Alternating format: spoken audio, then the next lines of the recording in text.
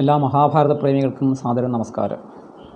യുധിഷ്ഠിര മഹാരാജാവിൻ്റെ രാജസൂയ യജ്ഞത്തിന് വേണ്ടിയുള്ള ഒരുക്കമാണ് നമ്മൾ പറഞ്ഞു വന്നത്. യുധിഷ്ഠിര മഹാരാജാവ് ദിഗ്വിജയം ചെയ്ത ശേഷം തൻ്റെ രാജ്യപാലനം വേണ്ടതുപോലെ നിർവഹിച്ചു. രാജ്യത്ത് എല്ലാ ജനങ്ങൾക്കും വേണ്ട വിധത്തിലുള്ള ധനം, അതുപോലെ മറ്റ് എല്ലാ തരത്തിലുള്ള സഹായവും രാജാവ് ചെയ്തു. യുധിഷ്ഠിര മഹാരാജാവ് രാജ്യത്ത് എവിടെ നോക്കിയാലും ആളുകൾ വ്രിയതാം ദീയതാം സർവം മുക്ത കോശം ബലം വിനാ, ഇതാ സ്വീകരിച്ചാലും, ഇതാ ധനം സ്വീകരിച്ചാലും, ഇതാ ധനം കൊടുത്താലും, ഈ ധനം കൊടുക്കുക വാങ്ങുക, ഇത് രാജ്യത്തുടനീളം അതിൽ തൻ്റെ ഖജനാവ് നിലനിർത്തുക എന്ന ഒരു കാര്യം, ഖജനാവിൽ ധനം നിലനിർത്തുക എന്നൊരു ആഗ്രഹം രാജാവിനുണ്ടായിരുന്നില്ല. രാജാവ് ഖജനാവിനെ അങ്ങനെ തന്നെ അതിൽ നിന്ന് ധനത്തെ മോചിപ്പിക്കുക, ജനങ്ങൾക്ക് വേണ്ടി അത് ചെലവഴിക്കുക എന്നതിലായിരുന്നു യുധിഷ്ഠിര മഹാരാജാവിൻ്റെ ശ്രദ്ധ. അങ്ങനെ ആ രാജാവിൻ്റെ ഭരണത്തിൽ രാജ്യം സമൃദ്ധി പ്രാപിച്ചു, സമ്പത്ത് വർദ്ധിച്ചു വന്നു, ആ ഖജനാവ് അങ്ങനെ പെരുകി വന്നു, നിറഞ്ഞു വന്നു. അപ്പോഴാണ് യുധിഷ്ഠിര മഹാരാജാവ് ഇനി രാജ്യസൂയം ചെയ്യാം എന്നുള്ള ഒരു നിർണയത്തിൽ എത്തിച്ചേരുന്നത്. അപ്പോൾ അദ്ദേഹത്തിൻ്റെ സുഹൃത്തുക്കളും പറഞ്ഞു, രാജാവേ, അങ്ങേക്ക് രാജ്യസൂയം ചെയ്യാനുള്ള സമയം വന്നു ചേർന്നിരിക്കുന്നു, ഇനി വൈകിക്കേണ്ടതില്ല എന്ന് പറഞ്ഞു. ഇങ്ങനെ അത് ചർച്ച ചെയ്തുകൊണ്ടിരിക്കെ തന്നെ സാക്ഷാൽ ശ്രീകൃഷ്ണ ഭഗവാൻ യാദൃച്ഛികമായിട്ട് അവിടെ അങ്ങ് വന്നു ചേരുകയാണ്. അവരൊക്കെ അത്ഭുതപ്പെടുത്തിക്കൊണ്ട് ശ്രീകൃഷ്ണ ഭഗവാൻ അവിടെ വന്നു ചേർന്നു. എങ്ങനെയുള്ള ഭഗവാൻ? ഋഷി പുരാണോ വേദാത്മാ ആദൃശ്യശ്ചൈവ വിജാനതാം, വേദസ്വരൂപനായിരിക്കുന്ന പുരാണ ഋഷിയായിരിക്കുന്ന ആ ഭഗവാനെക്കുറിച്ച് അങ്ങനെയാണ് ഇവിടെ വ്യാസൻ പറയുന്നത്. എന്ന് മാത്രമല്ല, അറിവുള്ളവർക്ക്, ജ്ഞാനികൾക്ക് പോലും അദൃശ്യനായിട്ടുള്ള ഭഗവാൻ ഭക്തന്മാരായ ഈ പാണ്ഡവന്മാരുടെ രാജ്യത്തേക്ക്, അവരുടെ കൊട്ടാരത്തിലേക്ക് ഭഗവാൻ ഈ യാഗം നടത്തിക്കാൻ വേണ്ടിയിട്ട് വന്നു ചേരുകയാണ്. അപ്പോൾ യുധിഷ്ഠിരൻ്റെ ആനന്ദം എത്രയായിരിക്കും? ആ ഭഗവാന്റെ ശക്തി എന്താണ്? ജഗതസ്തസ്ഥുഷാം ശ്രേഷ്ഠ പ്രഭവശ്ചാപ്യശ്ച ഭൂതഭവ്യഭവന്നാഥ കേശവ കേശിസൂദന. ഈ ലോകത്തിലുള്ള സകല സ്ഥാവര ജംഗമങ്ങളുടെയും നാഥനായിട്ടുള്ള, ശ്രേഷ്ഠനായിട്ടുള്ള, ലോകത്തിൻ്റെ സൃഷ്ടിയും സംഹാരവും നിർവഹിക്കുന്നവനായ ആ ശ്രീകൃഷ്ണ ഭഗവാൻ ഈ ഇതുവരെ ജനിച്ച വസ്തുക്കളെയും, ഉണ്ടായ വസ്തുക്കളെയും, ഉള്ള വസ്തുക്കളുടെയും, ഇനി ഉണ്ടാകാൻ പോകുന്ന വസ്തുക്കളുടെയും, ഭൂതം, വർത്തമാനം, ഭാവി, ഈ മൂന്ന് കാലവും ഏതൊരു ഭഗവാനിൽ അടങ്ങിയിരിക്കുന്നുവോ ആ ഭഗവാൻ കേശവനാണ് ഇവിടെ എഴുന്നള്ളിയിരിക്കുന്നത്. യജ്ഞസ്വരൂപം തന്നെയാണ് ആ കേശവൻ. അപ്പോൾ ആ യജ്ഞം സഫലമായി എന്ന കാര്യം പറയേണ്ടതുണ്ടോ എന്നാണ്. ആ ഭഗവാനെ നമസ്കരിച്ചുകൊണ്ട് യുധിഷ്ഠിര മഹാരാജാവ് വീണ്ടും അദ്ദേഹത്തോട് അനുജ്ഞ വാങ്ങുകയാണ്. ത്വത്കൃതേ പൃഥ്വീ സർവ മദ്വശേ കൃഷ്ണ വർത്തതേ ധനഞ്ച ബഹുവാർണേയ ത്വൽപ്രസാദാദുപാർജിതം. അല്ലയോ ഭഗവാനെ, അങ്ങയ്ക്ക് വേണ്ടിയാണ് ഞാൻ ഈ ഭൂമിയെ നേടിയത്. ഞാൻ ഈ ഭൂമിയെ എൻ്റെ വശത്താക്കിയിരിക്കുന്നത് അങ്ങയ്ക്ക് വേണ്ടിയിട്ടാണ്, അങ്ങയെ സന്തോഷിപ്പിക്കാൻ വേണ്ടിയിട്ടാണ്. ഈ ധനം നേടിയതും അങ്ങയ്ക്ക് വേണ്ടിയാണ്, അങ്ങയുടെ അനുഗ്രഹം കൊണ്ടുമാണ്. അതാണ് നമ്മൾ ഈ ലോകത്തിൽ ജീവിതത്തിൽ നേടുന്ന എല്ലാ സുഖവും, എല്ലാ തരത്തിലുള്ള പദവിയും ധനവും ഒക്കെ തന്നെ ശ്രീകൃഷ്ണ കൃപ കൊണ്ട് നേടുന്നതാണ്. അതൊക്കെ ശ്രീകൃഷ്ണന് വേണ്ടിയിട്ട് തന്നെ വിനിയോഗിക്കണം. ധർമ്മത്തിന് വേണ്ടിയിട്ട്, ആധ്യാത്മിക കാര്യങ്ങൾക്ക് വേണ്ടിയിട്ട്, നല്ല ജീവിതം നയിക്കുന്നതിന് വേണ്ടിയിട്ട്, ലോകഹിതത്തിന് വേണ്ടിയിട്ട് അത് വിനിയോഗിക്കുകയും ചെയ്യുമ്പോൾ അത് കൃഷ്ണാർപ്പണമായിട്ട് മാറുന്നു എന്നുള്ള ആ ഭക്തിഭാവമാണ് യുധിഷ്ഠിര മഹാരാജാവ് കാണിക്കുന്നത്. അങ്ങനെ അതുകൊണ്ട് എനിക്ക് രാജസൂയം ചെയ്യാൻ അങ്ങ് അനുവാദം തരണമെന്ന് പ്രാർത്ഥിച്ചപ്പോൾ ഞാൻ ഈ സ്വരൂപിച്ച് വെച്ചിരിക്കുന്ന ധനം മുഴുവനും യാഗത്തിൽ ദക്ഷിണയുടെ രൂപത്തിൽ ബ്രാഹ്മണർക്കും, അതുപോലെ അഗ്നിയിൽ ഹവനം ചെയ്തിട്ട് അഗ്നി ഭഗവാനും സമർപ്പിക്കണം. ഈ ആഹരിച്ച ധനം മുഴുവനും അങ്ങനെ ഞാൻ യാഗത്തിൽ ചെലവഴിക്കാൻ പോവുകയാണ്, അതിന് അങ്ങ് അനുവദിക്കണമെന്ന് പറഞ്ഞപ്പോൾ ഭഗവാൻ പറഞ്ഞു, എൻ്റെ അനുവാദം അങ്ങേക്കൊണ്ട്, അങ്ങ് തന്നെയാണ് രാജസൂയം ചെയ്യാൻ യോഗ്യനായിട്ടുള്ള ഏറ്റവും ശ്രേഷ്ഠനായിട്ടുള്ള വ്യക്തി. പക്ഷെ ഒരു കാര്യമുണ്ട്, ഈ യാഗത്തിൽ ഞാനും അങ്ങയുടെ ഒരു സേവകനായിട്ടുണ്ടാകും. എന്നെയും ഏതെങ്കിലും ഒരു പ്രത്യേക കാര്യം എന്നെ ഏൽപ്പിച്ചാൽ ഞാനത് എനിക്കാവുംപടി ഭംഗിയായിട്ട് നിർവഹിക്കുന്നതാണ്. അങ്ങനെ എന്നെയും ഏതെങ്കിലും ഒരു കർമ്മത്തിൽ അങ്ങ് നിയോഗിക്കുക തന്നെ ചെയ്യണമെന്ന് പറഞ്ഞു. യജസ്വ അഭീപ്സതം യജ്ഞം, അങ്ങ് ആഗ്രഹിക്കുന്ന യജ്ഞം അതുകൊണ്ട് നല്ല രീതിയിൽ നടത്തിക്കൊണ്ടാലും എന്ന് ഭഗവാൻ പറഞ്ഞു. ഉടനെ യുധിഷ്ഠിര മഹാരാജാവ് തൻ്റെ അനുജനായ സഹദേവനെ വിളിച്ചുകൊണ്ട് യജ്ഞസംഭാരങ്ങൾ, യജ്ഞത്തിൽ ഹവനം ചെയ്യേണ്ട, യജ്ഞത്തിന് വേണ്ടുന്നതായ ദ്രവ്യങ്ങൾ ശേഖരിക്കാൻ വേണ്ടിയിട്ടും, യജ്ഞോപകരണങ്ങൾ, യജ്ഞം നടത്താനുള്ള പലതരത്തിലുള്ള പാത്രങ്ങൾ, ഉപകരണങ്ങൾ ഒക്കെ ശേഖരിക്കാൻ വേണ്ടിയിട്ടും സഹദേവനെ ഏൽപ്പിച്ചു. സാക്ഷാൽ വേദവ്യാസ മഹർഷി തന്നെ ആ യാഗം നടത്താൻ വേണ്ടിയിട്ടുള്ള ഋത്തിക്കുകളെ അദ്ദേഹം തന്നെ കൂട്ടിക്കൊണ്ടുവന്ന് അവർക്കൊക്കെ അവരുടേതായ ഓരോരോ ഭാഗങ്ങൾ അവർക്ക് കൊടുത്തു. വ്യാസൻ തന്നെ അതിൽ ബ്രഹ്മൻ എന്ന് പറയുന്ന ഋത്തിക്കാട് വ്യാസൻ തന്നെ അവിടെ കൃത്യനിർവഹണം ചെയ്യാൻ വേണ്ടി തയ്യാറായി. യാജ്ഞവൽക്യ മഹർഷിയാണ് അധ്വർയു ആയത്. പൈലൻ എന്ന് പറയുന്ന വ്യാസശിഷ്യനായിട്ടുള്ള മഹർഷിയാണ് ഹോതാവായിട്ട് അവിടെ കർമ്മം അനുഷ്ഠിച്ചത്. സുസാമ എന്ന് പറയുന്ന ആചാര്യനാണ്, മഹർഷിയാണ് സാമഗാനം ചെയ്ത് ഉദ്ഗാതാവായിട്ട് അവിടെ ഇരുന്നത്. അങ്ങനെ 4 തരത്തിലുള്ള ഋത്തിക്കുകളും അതിനുവേണ്ടി തയ്യാറായിട്ട് വന്നു. യജ്ഞശാല പണി കഴിപ്പിച്ച് പുണ്യാഹം ചെയ്ത് അതിനെ ശുദ്ധീകരിച്ചു. നല്ല കഴിവുള്ള ശില്പികൾ വന്നിട്ട് ദേവമന്ദിരങ്ങൾക്ക് സമാനമായിട്ടുള്ള മന്ദിരങ്ങൾ പണി കഴിപ്പിച്ച് വന്നു ചേരുന്ന അതിഥികളായിട്ടുള്ള രാജാക്കന്മാർക്കും മറ്റും താമസിക്കാനുള്ള ദിവ്യഭവനങ്ങളൊക്കെ ഒരുക്കി. ബ്രാഹ്മണർ, ക്ഷത്രിയന്മാർ, വൈശ്യന്മാർ, ശൂദ്രന്മാർ ഇവരെയൊക്കെ തന്നെ ക്ഷണിക്കാൻ വേണ്ടിയിട്ട് പ്രത്യേകം ദൂതന്മാരെ ഏർപ്പാടാക്കി അവരെയൊക്കെ ക്ഷണിച്ചു കൂട്ടിക്കൊണ്ടുവന്നു. അവർക്കൊക്കെ തന്നെ യഥാവിധി സൽക്കാരം ചെയ്തു. രാജാവ് രാജസൂയ യാഗത്തിന് വേണ്ടിയുള്ള യജ്ഞദീക്ഷ അനുഷ്ഠിക്കാൻ തുടങ്ങി.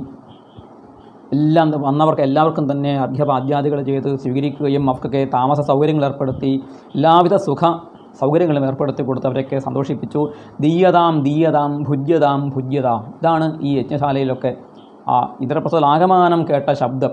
ഇതാ കൊടുക്കൂ കൊടുക്കൂ, കഴിക്കൂ കഴിക്കൂ, ഭക്ഷണം കഴിക്കൂ, വേണ്ടത്ര കഴിക്കൂ, ഇനിയും കഴിക്കൂ, ഇനിയും ധനം കൊടുക്കൂ എന്നുള്ള വാക്യങ്ങളാണ് അവിടെ എല്ലാവരും കേട്ടത് എന്നാണ്. അപ്പോൾ കൊടുക്കുന്നതിൽ, ദാനം ചെയ്യുന്നതിലും അന്നദാനം ചെയ്യുന്നതിലും ധനദാനം ചെയ്യുന്നതിലും അവിടെ രാജ്യത്ത് ഒരു തരത്തിലുള്ള കുറവും ഉണ്ടായിരുന്നില്ല എന്നർത്ഥം. അത്ര സമൃദ്ധമായ യാഗമായിരുന്നു. ഒരു ഭാഗത്ത് സാംസ്കാരിക പരിപാടികൾ നടക്കുന്നു. നടന്മാർ, ഗായകന്മാർ, നർത്തകന്മാർ ഒക്കെ ചേർന്നിട്ട് വാദ്യഘോഷം മുഴക്കിക്കൊണ്ട് പലതരത്തിലുള്ള കലാപരിപാടികൾ അരങ്ങേറുന്നു.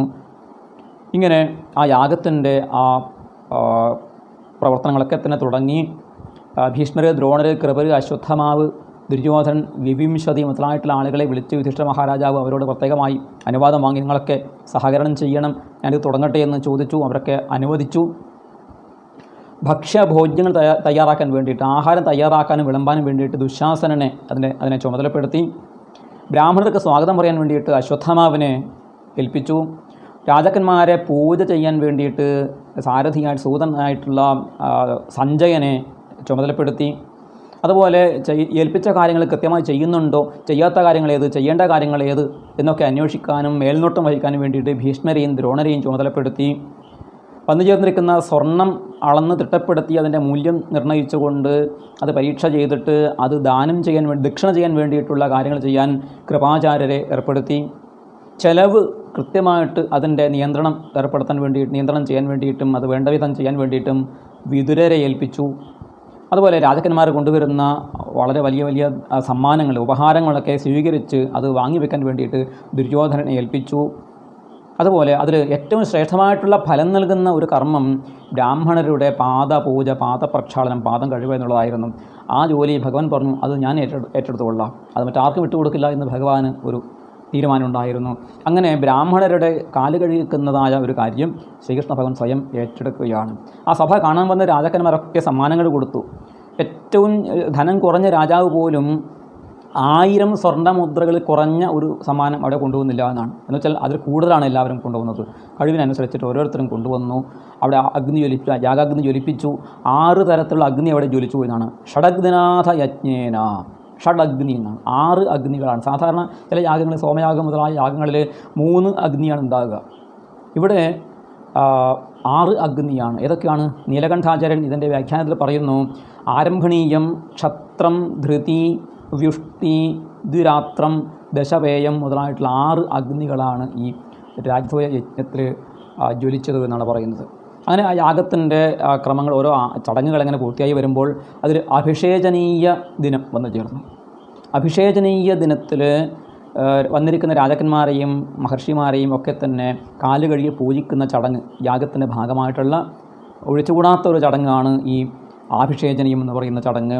അത് ചെയ്യാൻ വേണ്ടിയിട്ട് ഉള്ള ഒരുക്കങ്ങൾ നടന്നു.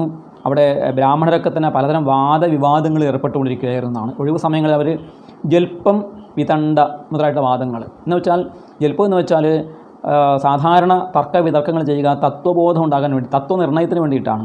പക്ഷേ തത്വനിർണ്ണയത്തിന് വേണ്ടിയിട്ടല്ല, നേരെ മറിച്ച് അവരവരുടെ ജ്ഞാനം തെളിയിക്കാൻ വേണ്ടിയിട്ട് ഖണ്ഡനം, മണ്ഡനം, എതിരാളിയുടെ വാദങ്ങളെ അതിനെ വാദിച്ച് തോൽപ്പിക്കുന്നതിനാണ് ഖണ്ഡനം എന്ന് പറയുക. തൻ്റെ വാദത്തിൻ്റെ അഭിപ്രായത്തെ സ്ഥാപിക്കുന്നതിനെയാണ് എന്ന് പറയുക മണ്ഡനം എന്ന് പറയുക.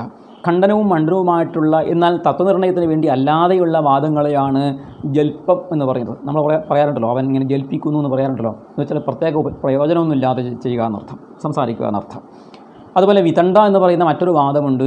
അതിൽ ഖണ്ഡനവും മണ്ഡനവും ഒന്നുമില്ല.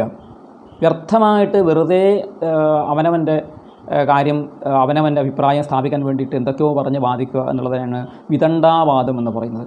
ഈ ബ്രാഹ്മണർ പണ്ഡിതന്മാരായിട്ട് ആളുകൾ നല്ല കാര്യങ്ങൾ സംസാരിക്കുന്നുണ്ടായിരിക്കും. അല്ലാത്ത ആളുകൾ അവരവിടെ ഇഷ്ടം പോലെ സമയം ബാക്കി ഉണ്ടായപ്പോൾ അവരെന്ത് ചെയ്തു? അവർ ഈ ജൽപ്പവും വിതണ്ടയും ഒക്കെ ചെയ്ത് സമയം കഴിച്ചു കൂട്ടിയെന്നാണ്. അങ്ങനെ ഇരിക്കുന്ന സന്ദർഭത്തിലാണ് ഈ അഭിഷേചനീയം എന്ന് പറയുന്ന അർഘ്യപൂജ നടക്കേണ്ട അവസരം വന്നത്. ഭീഷ്മർ യുധിഷ്ഠിര മഹാരാജാവിനെ വിളിച്ചിട്ട് പറഞ്ഞു, നമുക്ക് കാല് കഴുകി എല്ലാവരെയും പൂജിക്കേണ്ടതുണ്ട്. ഏറ്റവും ആദ്യം ഏറ്റവും ശ്രേഷ്ഠനായ വ്യക്തിയെ തന്നെ കാല് കഴിച്ച് പൂജിക്കേണ്ടതുണ്ട്. അതാരാണെന്ന് കണ്ടെത്തണം. യുധിഷ്ഠിര മഹാരാജാവ് ചോദിച്ചു, മുത്തച്ഛ, ആരെയാണ് അങ്ങനെ ശ്രേഷ്ഠനായിട്ട് കണ്ട് പൂജിക്കേണ്ടത്? അങ്ങ് തന്നെ പറയൂ. അപ്പോൾ ഭീഷ്മരെന്ത് പറഞ്ഞു? തതോ ഭീഷ്മശാന്തനവ ബുദ്ധ്യാ നിശ്ചിത്യ വീര്യവാൻ. ശാന്തനവനായ ഭീഷ്മർ ബുദ്ധി കൊണ്ട് ചിന്തിച്ചുറപ്പിച്ചിട്ട് പറഞ്ഞു, അമന്യത തഥാ കൃഷ്ണം അർഹണീയതമം ഭുവി. ഈ ഭൂമിയിൽ പൂജ ചെയ്യേണ്ടവരിൽ വെച്ച് ഏറ്റവും ശ്രേഷ്ഠനായിട്ടുള്ള ശ്രീകൃഷ്ണ ഭഗവാനെയാണ് അദ്ദേഹം പൂജ്യനായിട്ട് അംഗീകരിച്ചത് എന്നാണ്. ശ്രീകൃഷ്ണനെയാണ് അർഘ്യപൂജ ആദ്യം ചെയ്യേണ്ടത്. ശ്രേഷ്ഠനായ ആളിനെ ആദ്യം പൂജിക്കണം, അത് ശ്രീകൃഷ്ണ ഭഗവാനാണ് എന്ന് അർത്ഥശങ്കയ്ക്കിടയില്ലാത്ത വണ്ണം അദ്ദേഹം പറഞ്ഞു. ഭഗവാനെക്കുറിച്ച് ഭീഷ്മർ വീണ്ടും പറഞ്ഞു, അസൂര്യമിവ സൂര്യേണ നിർവാതമിവ വായുന ഭാസിതം ഹ്ലാദിതം ചെയ്വ കൃഷ്ണേനേതം സദോഹിന. നീ നമ്മുടെ സഭയെ നോക്കൂ. നമ്മുടെ ഈ കൗരവസഭ ഇപ്പോൾ ഇങ്ങനെ ശോഭിക്കുന്നതും എല്ലാവരും ആഹ്ലാദിക്കുന്നതും എന്തുകൊണ്ടാണ്?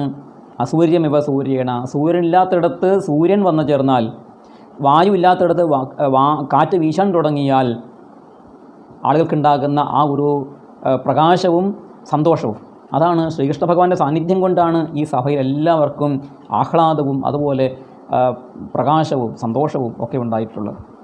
അതുകൊണ്ട് ആ ഭഗവാൻ തന്നെയാണ് പൂജ്യനായിട്ടുള്ളത് എന്ന് പറഞ്ഞു. അഭിപ്രായം കേട്ട് സഹോദരനായ സഹദേവൻ ശ്രീകൃഷ്ണ ഭഗവാനെ യഥാവിധി പാദപൂജ ചെയ്തു, പാദപ്രക്ഷാളനം ചെയ്ത് പൂജിച്ചു. ഭഗവാൻ ആ പൂജയെ ഏറ്റുവാങ്ങി. ഈ പൂജ കണ്ട സമയത്ത് അവിടെ രാജാവായിട്ടുള്ള ശിശുപാലൻ, ചേതി രാജാവായിട്ടുള്ള ശിശുപാലന് ക്ഷമ നശിച്ചു.